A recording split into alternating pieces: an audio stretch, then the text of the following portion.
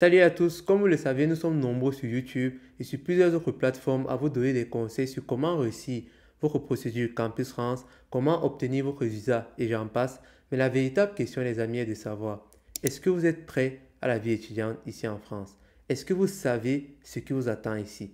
Parce que le tout n'est pas seulement de voyager et de venir ici en France, mais c'est de venir ici en France et de réussir dans votre vie. Et c'est le but même de ces chaînes. Aujourd'hui, nous allons aborder ensemble 5 réalités de la vie étudiante ici en France. Ce sont des sujets sérieux, mais aussi d'une importance capitale parce qu'il suffit seulement d'un seul facteur pour tout simplement détruire votre vie ici en France. Et donc, je vous invite à regarder cette vidéo jusqu'à la fin. Et pour ceux qui sont en train de faire leur procédure Campus France, je vous invite ici à regarder cette vidéo avec vos parents parce que j'estime que ceux-ci doivent aussi être informés de ce qui se passe ici. Mais avant d'entrer dans le vif du sujet, j'aimerais tout simplement m'excuser parce que j'ai fait une très longue période, de pratiquement un mois, sans faire de vidéo, tout simplement parce que j'avais 2 jobs étudiants. Et oui, les amis, j'ai déjà 2 jobs étudiants que je cumule. Mais j'avais aussi beaucoup de devoirs, beaucoup d'examens, beaucoup d'exercices à rendre. Et c'est vraiment devenu compliqué pour moi de suivre le rythme normal de publication des vidéos. Mais on va recommencer chaque 2 semaines. Il y aura des vidéos et je vous assure que je vous prépare du lot pour janvier. Il y aura des vidéos sur les entretiens Campus France, que ce soit pour les étudiants qui sont en train de faire leur bac, que ce soit pour les étudiants qui sont à niveau licence, ceux qui souhaitent venir ici en France faire leur master. Il y aura même une vidéo spéciale pour les femmes enceintes qui font leur procédure Campus France. Il y aura des interviews, il y aura vraiment de très belles choses qui vont se passer sur ces chaînes. Et donc, pour toi qui n'es pas encore abonné, je t'invite ici à activer la cloche de notification pour ne rien manquer. Et donc, on va commencer ici avec le premier sujet. Désolé si je regarde dans mes notes parce que comme ça fait tellement longtemps que j'ai pas fait de vidéo, il faut que je puisse un peu reprendre les mécanismes. Et donc, le premier piège ou la première réalité de la vie étudiante ici en France, c'est la prostitution.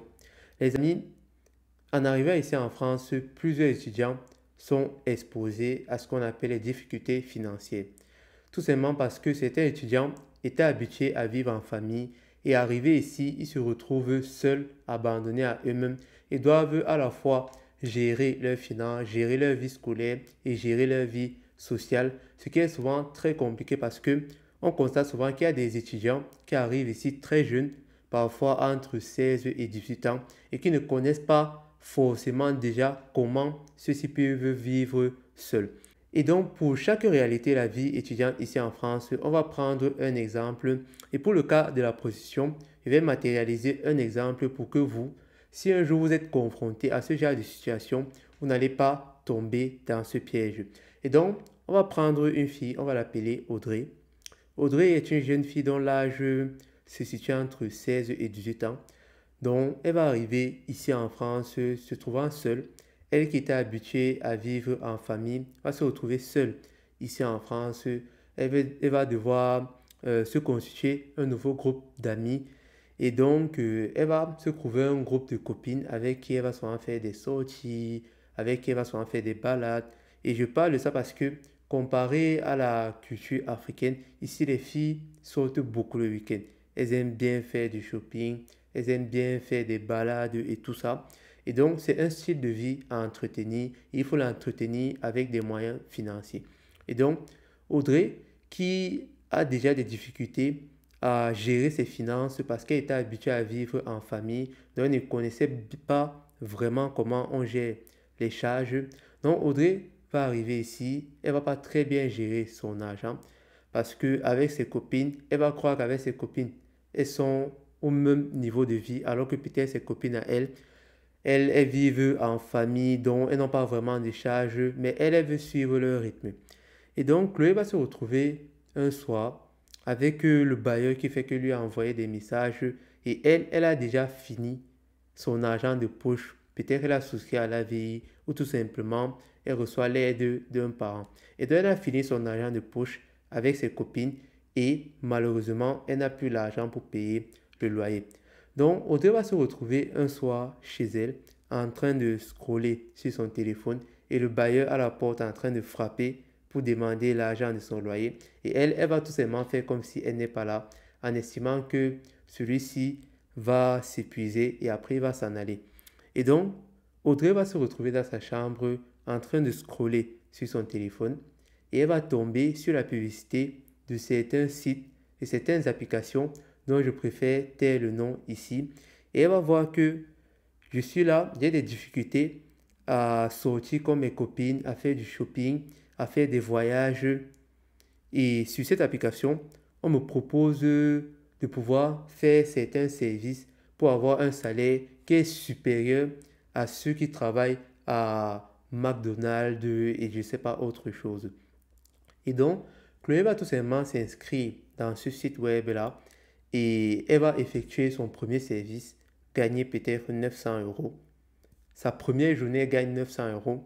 Et elle va se dire, certes, je me suis sali, mais au moins j'ai pu payer mes factures. Et c'est plutôt une bonne solution qui va me permettre de souvent me dépanner quand il y a des difficultés financières.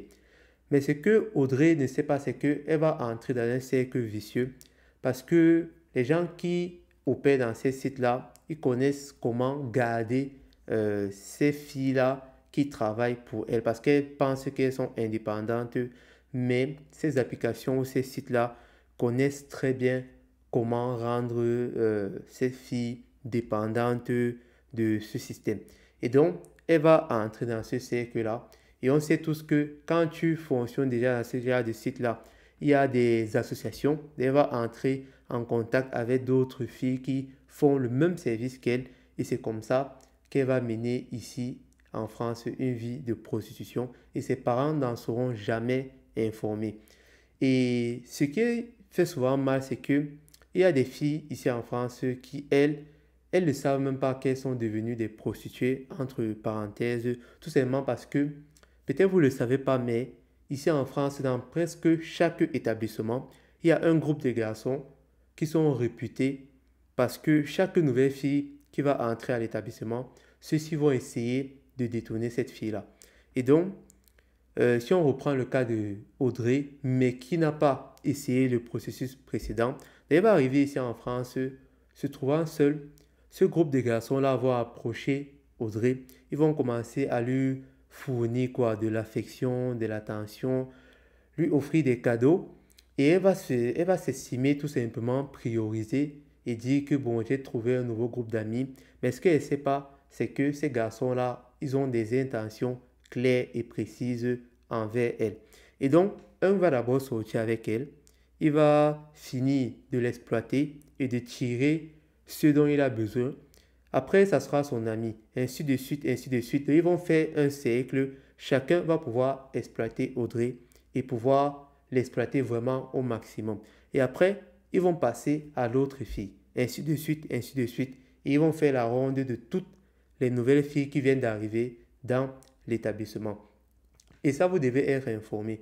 Vous devez être informé de ce sujet-là. Parce que plusieurs filles sont exposées à ça, qu'elles arrivent ici.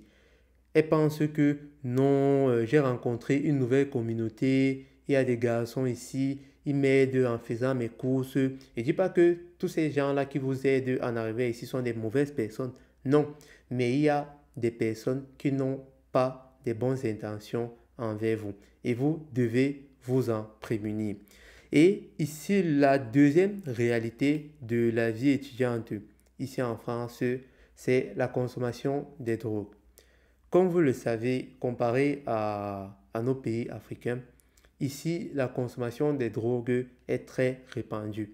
On peut en trouver que ce soit dans les soirées étudiantes, dans les boîtes de nuit et surtout dans les fêtes privées, dans les appartements.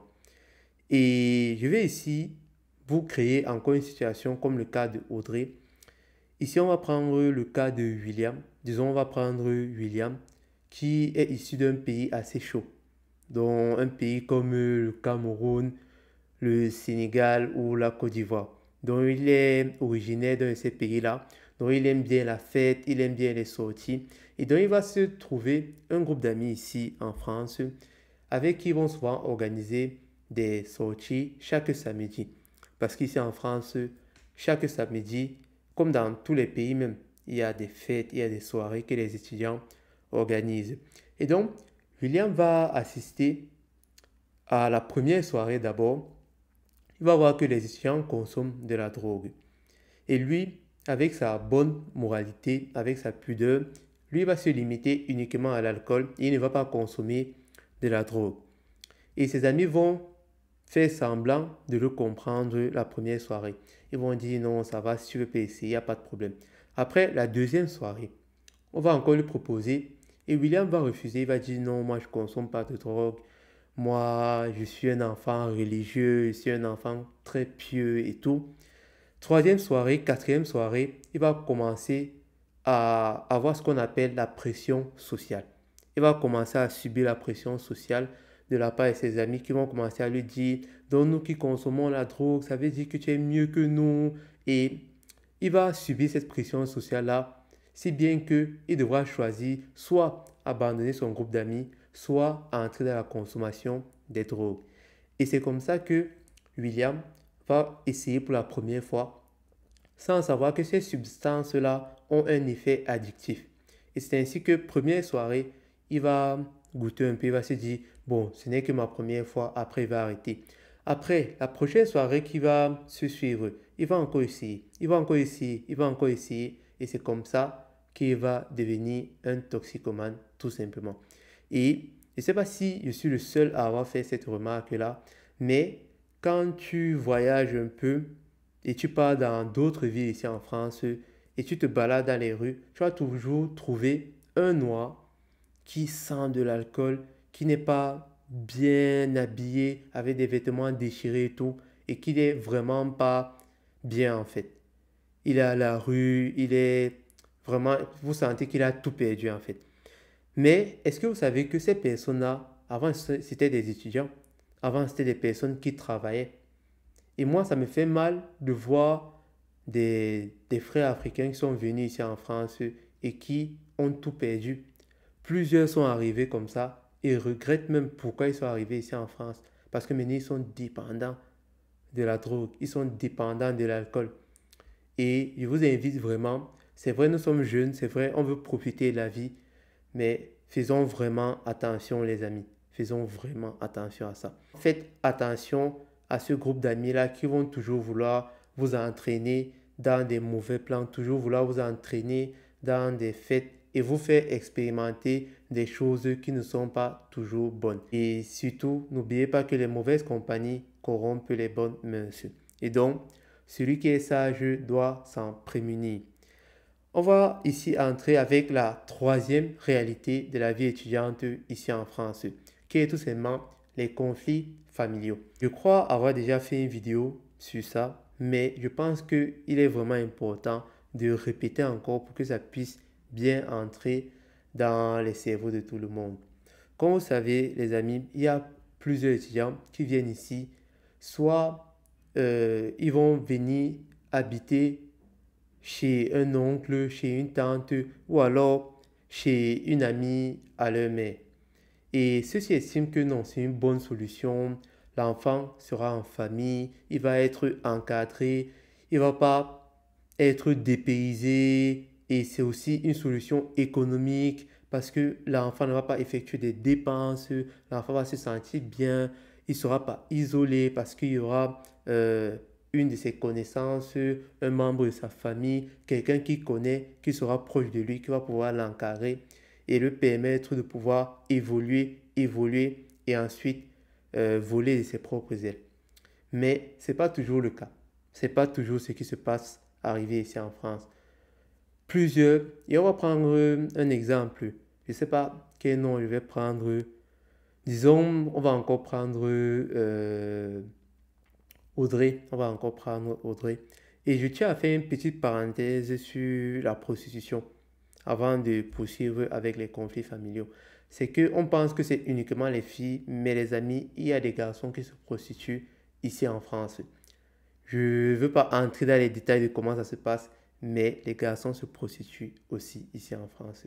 Et c'est une réalité. Et donc, on revient avec le cas des conflits familiaux et notre exemple de Audrey, autant pour moi. Donc, Audrey va arriver ici en France, elle vient d'obtenir son visa, elle a réussi sa procédure Campus France en regardant les vidéos du sage conseiller. Et donc, elle va arriver ici en France, le premier, le deuxième, le troisième mois, tout se passe bien. Donc, Audrey est respectée par les enfants de son oncle, elle est appréciée par tout le monde. On l'aide à faire du shopping, elle a acheté de nouveaux vêtements, même à l'école, elle s'est fait un nouveau groupe d'amis et tout se passe bien. Mais bizarrement, un jour, Audrey commence à constater que les gens dans la maison commencent à délaisser progressivement les tâches ménagères. Donc, par exemple, les enfants ne font plus leur lit. Sa tante, plusieurs fois, elle dit qu'elle est très occupée, qu'elle n'a pas pu préparer, elle n'a pas pu faire la vaisselle avant de partir au travail.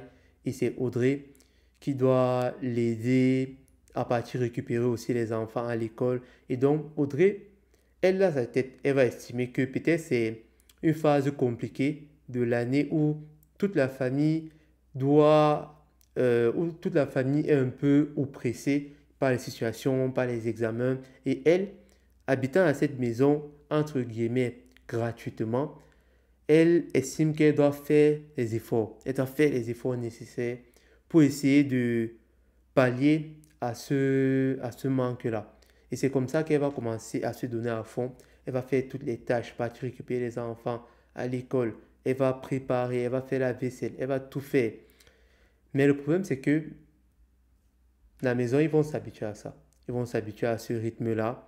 Et ils vont estimer ça comme euh, légal, si je peux utiliser ce terme-là. Comme si c'est normal qu'elle fasse ça. Parce qu'elle habite chez nous gratuitement et ne paye pas le loyer. Elle habite chez mes parents gratuitement. Et donc, ce qui va se passer, c'est que le jour où Audrey va vouloir réclamer un peu de répartition dans les tâches, un peu d'égalité, ce qui va se passer, c'est que elle va tout simplement recevoir les reproches de tout le monde. On va lui dire quelle ingratitude, comment tu viens chez nous, comment on t'offre ce privilège-là de venir ici en France, puis les étudiants sont obligés de travailler au McDo pour payer le loyer et tous les jours, elle va recevoir des insultes et la situation va s'empirer de plus en plus. Mais d'autres, ça commence même pas après 3 mois. D'autres, c'est directement à leur arrivée. Que ce soit des filles, que ce soit des garçons, directement, ceux-ci sont exposés à cette situation-là. D'autres même font même un job étudiant et leur carte bancaire, c'est par exemple la carte bancaire de l'oncle, donc c'est lui qui reçoit ton argent. Et c'est lui qui te dicte comment tu gères ton argent. Et donc, face à cette situation, les amis, comme je l'avais donné dans l'une de mes vidéos, vous avez deux solutions. Soit vous acceptez et vous subissez jusqu'à ce que vous décidez de grandir, après vous sortez, soit directement, vous avez des amis, avant qu'on vous mette dehors, parce qu'il y a déjà de grandes chances qu'on vous mette dehors. Mais avant qu'on vous mette dehors, vous pouvez sortir de vous-même. Et comme moi je dis toujours, c'est mieux de ne pas sortir avec des problèmes. Donc, vous allez travailler, faire votre job étudiant, demandez même que votre responsable au travail vous paye une part, il fait le virement dans le compte que votre oncle gère et l'autre partie, il vous donne en espèces. Ce qui va se passer, vous allez mettre l'argent de côté et un jour favorable, vous vous levez un matin très tôt, vous faites vos valises, vous préparez déjà vos vêtements, vous les pliez. Dans le matin, il faudra juste les mettre dans la valise. Et soit vous partez et vous laissez un mot, soit vous sortez directement et vous dites que vous avez trouvé un logement et vous partez. Vous partez vivre chez un ami en attendant que vous allez trouver votre logement ou déjà pendant que vous êtes encore chez cet oncle-là ou chez cette tante-là, vous trouvez déjà un logement. Après, vous partez vous installer. Et donc, plusieurs étudiants euh, sont victimes en fait de ce genre de réalité. Et je pense vraiment que il est nécessaire que les parents soient de plus en plus sensibilisés en ce qui concerne ces situations-là. Et moi, je dis, ça coûte rien. Même si vous allez dépenser un peu, L'enfant peut avoir cette chance-là, cette grâce-là, comme ça a été le cas pour moi, de venir ici s'installer. Vous allez payer peut-être sa première année, après il va trouver un job étudiant, après il va pouvoir voler ses propres ailes. Et surtout, je ne tiens pas à dire que toutes les familles, toutes les personnes chez qui vous allez vous installer sont des mauvaises personnes. Non. Moi, je connais, je suis venu ici, je suis resté chez une cousine à moi, chez une tata à moi, et elle s'occupait très bien de moi, j'ai pas eu de soucis.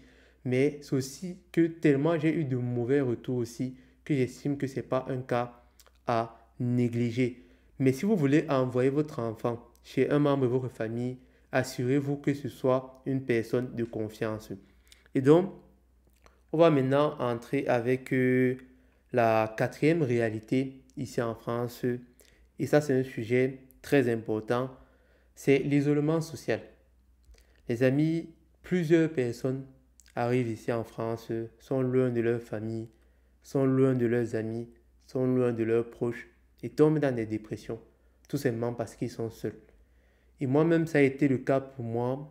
Je crois, quand je suis venu ici, je restais d'abord chez une sœur à moi. Après, je suis parti chez ma sœur en Belgique et après, je me suis retrouvé ici.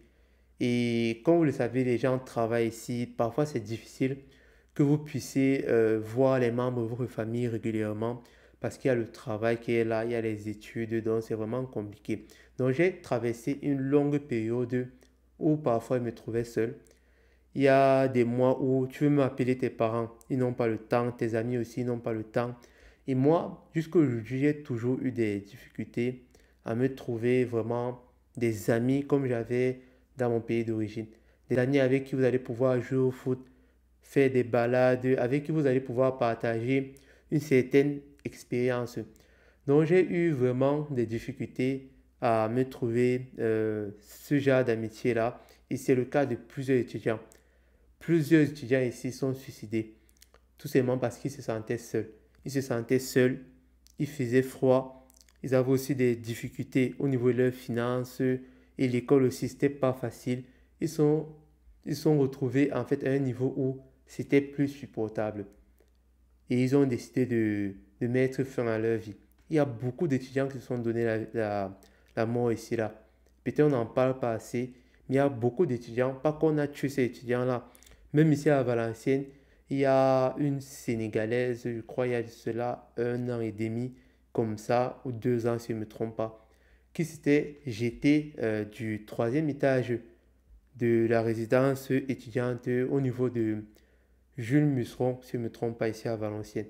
Donc c'est un sujet qui est vraiment très important et qu'il ne faut pas négliger. Et j'encourage toujours les étudiants, même si ça n'a pas été le cas pour moi, mais quand vous arrivez ici, essayez de vous renseigner sur les différentes associations qu'il y a dans votre ville. Les associations des Sénégalais, les associations des étudiants camerounais, les associations des étudiants ivoiriens. Donc essayez de vous renseigner et rapprochez-vous de votre communauté avec qui vous allez pouvoir partager la même manière, vous exprimer, la même culture, la même langue. Et vraiment, ça permet de vraiment d'outrepasser la dépression. Et c'est vraiment très important, les amis. Et ne négligez vraiment pas toutes ces personnes-là que vous estimez que peut-être ces personnes-là se sentent isolées. Moi, c'est quelque chose que j'ai toujours combattu dans ma vie, depuis le primaire. Il n'est jamais été ce genre de personne-là qui, on va stigmatiser quelqu'un, on va se moquer d'une personne. Moi, s'il y avait des handicapés, moi j'aimais bien m'asseoir à côté des handicapés à l'école, des personnes qui, ceux-ci étaient un peu isolés des autres, ils se sentaient différents. Et moi j'ai toujours été contre les inégalités. J'estime que chaque personne doit être considérée à sa juste valeur.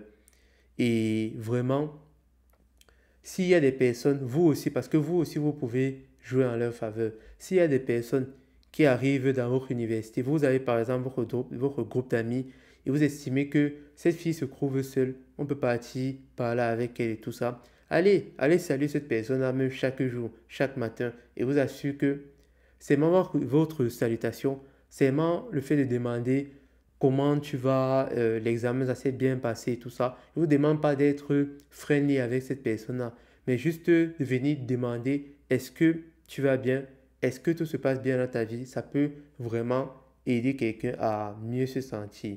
Et donc, ça, c'est un encouragement que j'estime que si tout le monde essaie d'agir comme ça, on va pouvoir vraiment pouvoir baisser le niveau de dépression qu'il y a ici en France, que ce soit envers les Français, que ce soit envers les étudiants étrangers.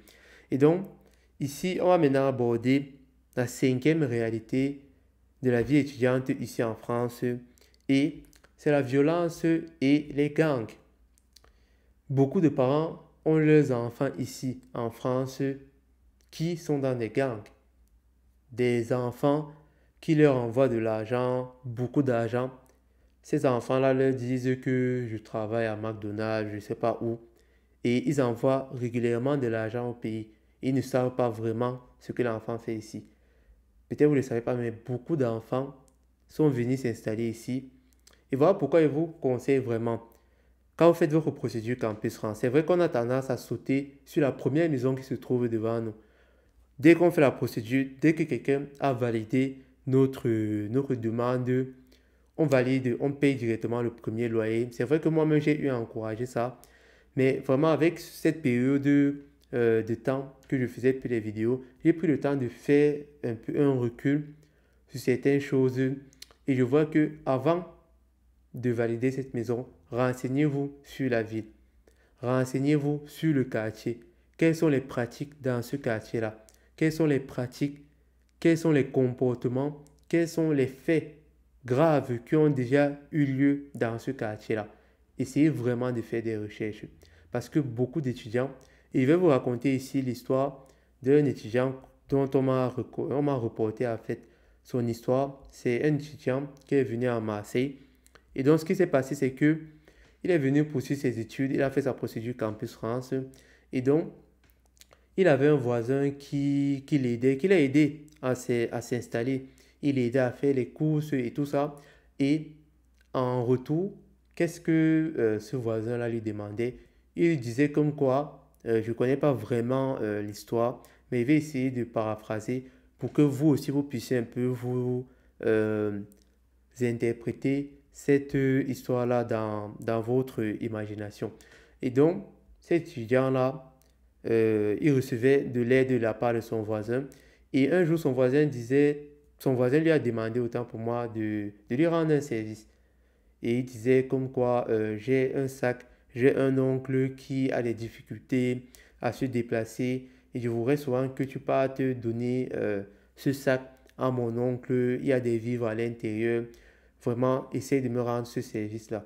Et donc, cet étudiant-là, régulièrement, il prenait le sac chez son ami et il partait l'envoyer, il partait le déposer chez son oncle. Et régulièrement, il faisait le même circuit. Et un jour, on a tout simplement arrêté cet étudiant-là. Et donc, la police s'est rapprochée de lui, on l'a interpellé et ils ont ouvert le sac. Et sur quoi ils sont tombés? Ils sont tombés sur de la drogue, sur des armes à feu, sur des photos, des trucs vraiment compliqués. Et cet étudiant-là, lui ne savait rien. Il n'avait pas de quoi se justifier. Et c'est vraiment, il y a plusieurs cas comme ça, les amis. Que par exemple, cet étudiant-là, peut-être il était informé, peut-être il n'était vraiment pas informé comme cette histoire le raconte, mais tout compte fait, il est parti en prison. Parce que comment estimes-tu que tu fasses le même circuit régulièrement et tu ne sais pas, tu transportes un sac à dos et tu ne sais pas qu'est-ce qu'il y a à l'intérieur et tous les jours ou bien régulièrement, chaque semaine, tu pars l'amener dans un certain endroit et tu ne sais pas qu'est-ce qu'il y a à l'intérieur. Lui, par bonne moralité, se dit, je ne peux pas ouvrir le sac de quelqu'un, ça ne m'appartient pas. Et donc, je vais juste effectuer la tâche que mon voisin m'a demandé de faire. Et sachant que ce voisin-là, il m'aide régulièrement. Par exemple, il me donne, je ne sais pas, 50 euros souvent. Et je peux faire ça pour lui. Et beaucoup d'étudiants sont entrés dans des gangs, sont entrés dans des groupes de violence et tout ça, dans des trucs vraiment bizarres ici en France. Et donc, les amis, vraiment, faites attention. Faites vraiment attention à ça. Je ne sais pas quelle a été la suite de l'histoire de cet étudiant-là, s'il est vraiment parti en prison ou il est ressorti après. Mais ça a été le cas pour beaucoup de personnes. Dans d'autres endroits, des étudiants sont arrivés là-bas, ils sont venus se loger dans un bâtiment qui appartient à un gars. Et un jour, il y a eu une fusillade et on a tiré sur cet étudiant-là. Et c'est comme ça qu'il y a beaucoup d'étudiants qui meurent ici en France, que ce soit à cause des gangs, de la drogue, que ce soit même si on revient sur le cas de la prostitution. La fille en question, elle va partir effectuer son service chez quelqu'un. La personne va refuser de payer. Elle va vouloir se révolter et la personne va décider de tuer cette fille-là. Et c'est comme ça qu'on va commencer à mettre les vidéos, les photos partout. C'est vrai que ce n'est pas le cas pour tous ces étudiants-là qui sont morts ici, mais c'est le cas aussi pour plusieurs autres étudiants qui ont perdu la vie en entrant tout simplement dans des mauvais cercles d'influence. Et donc j'espère que cette vidéo-ci va vous aider. J'espère que cette vidéo-ci, pour vous qui êtes en train de faire votre procédure Campus France, vous allez être informé déjà de ces différentes pratiques qui ont lieu ici en France. Vraiment, je n'ai pas été exhaustif. Il y a encore plusieurs choses qui caractérisent la vie étudiante ici en France et qui vraiment créent des difficultés pour les étudiants étrangers qui arrivent ici en France. Et donc, on a fini pour aujourd'hui. On se donne rendez-vous prochainement pour une nouvelle vidéo. J'espère vraiment que cette vidéo va vous aider et que vous allez vraiment prendre en compte tous les conseils que j'ai essayé de vous donner tout au long de cette vidéo-ci. N'oubliez pas de lâcher un pouce, ça fait plaisir. Si vous avez des questions en rapport avec vos procédures Campus France, si vous avez besoin d'aide pour une tâche particulière par rapport à votre procédure Campus France, je vous invite ici à mettre tout en commentaire et je serai vraiment heureux de vous répondre. Donc, rendez-vous à la semaine prochaine, s'il plaît à Dieu. Surtout, don't forget to subscribe to my channel. God bless you. Ciao.